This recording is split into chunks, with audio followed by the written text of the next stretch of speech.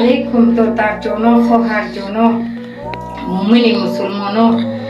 خواهش میکنم همین نوای مرا تا آخر گوش کنید.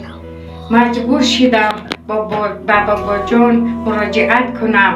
زندگیم به حد وزبین است. ای بانک قرض دارم، پول بانک داده نمیتونم، 100,000 قرض دارم.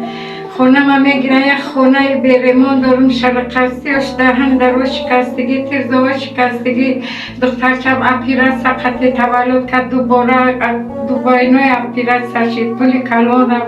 در شما بمرم، زندگیم به حد وزبین ایوردم چی ندارم. بمرم در شما بیچاره و مسافران در جانا غریبا.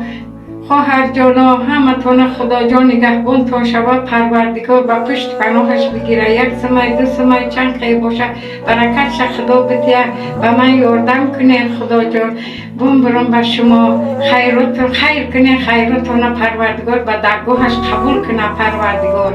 من دوشنبه سیتی دارم، این دوشنبه سیتی از خط 93 541 5058 واتساپ به همین نمره.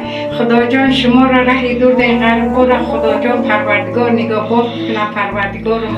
و وقت خوشی دل پر دل خرسند خدا جان و شقتی به پیش پدر و مادر زن و فرزند خدا جان برگردانه پروردگار. تبتن صحت وقت شقتی خدا جان پروردگار شما را نگهبانتان شود.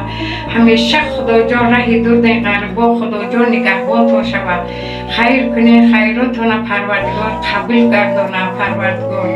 خدا جان دادر جانا خواهر جانا به شما بمبرم، خیر کنید با من. زندگیم به حد وز بینای، پول بانک داده نمیتونم، دخترچم مزش نیست، طفل بیگناه، من بی پول بیچاره‌ام. با من کمک کنید، یاردم کنید.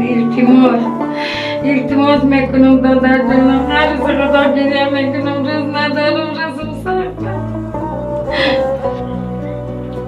بمبرم مسافر شما دادر جانا خواهر جانا. خدا جان عمر شما را دراز کنه، خیر کنه، کمک کنه، خیراتانه پروردگار به درگاهش قبول کنه. خدا جان